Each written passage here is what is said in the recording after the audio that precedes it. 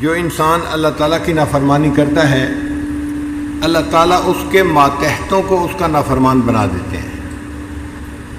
آج خاوند شکوہ کرتا ہے کہ بیوی بات نہیں سنتی، بیٹی بات نہیں سنتی، مالک شکوہ کرتا ہے کہ مزدور کام اچھی طرح نہیں کرتے۔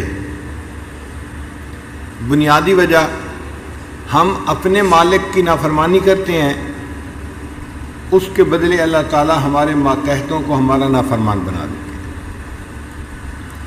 فضیل بن عیاض رحمۃ اللہ علیہ فرمایا کرتے تھے کہ جب کبھی میرا گدھا میری بات ماننے سے انکار کرتا ہے تو میں غور کرتا ہوں کہ مجھ سے کہاں گناہ سرزد ہو گیا جس کا اثر میرے گدھے کے اوپر آ کر پڑا ہے۔ تو آج جو اولاد کے شکوے کرتے ہیں نا، حضرت دعا کریں، بچے تو افلاطون بنے ہوئے ہیں، کوئی سننے کو تیار نہیں ہے بات، ہم اللہ کی بات سننے کو تیار نہیں، اولاد ہماری بات سننے کو تیار نہیں۔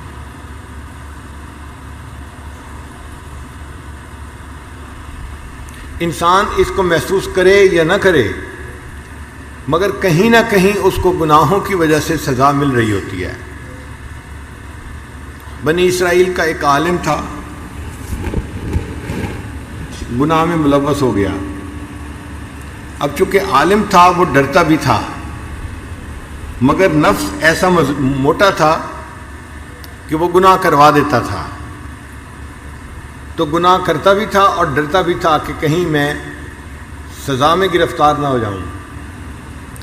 4-6 مہینے اسی طرح گزر گئے۔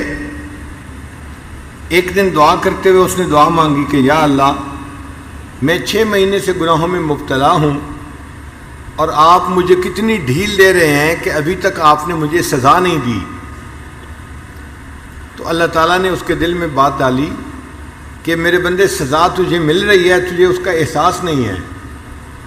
تو وہ بڑا حیران ہوا، مجھے اس گناہ کی کون سی سزا مل رہی ہے؟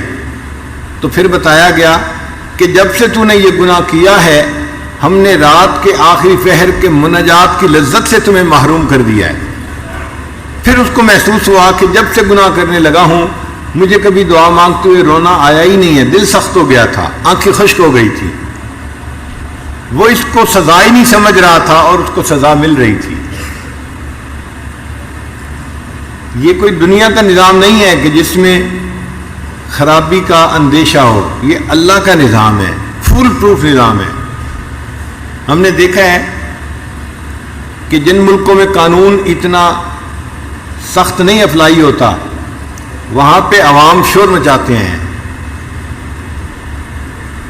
کئی مرتبہ ہمیں امریکہ جانے کا موقع ملا تو جب ہم لاہور یا کراچی ایئرپورٹ پہ ہوتے ہیں نا تو مسافروں کے انداز ہی اور ہوتے ہیں،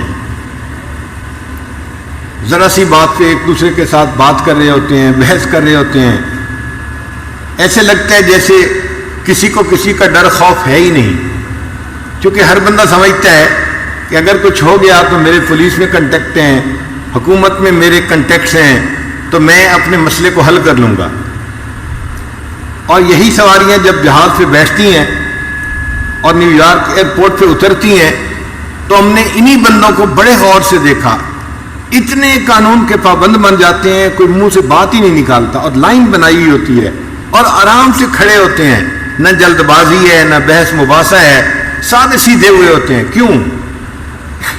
اب ان کو پتہ ہے کہ یہاں قانون کی گرفت ہے، اگر ہم کچھ کریں گے تو ہمیں فوراً سزا ملے گی، تو سزا ملنے کے ڈر سے انسان قانون کی پابندی کرتا ہے۔ اگر ہمارے دل میں یقین پکا ہو جائے کہ ہم اگر گناہ کریں گے تو اللہ تعالیٰ اس کی ہمیں سزا دیں گے، ہم گناہوں سے بچیں اور اللہ کے قانون کی پابندی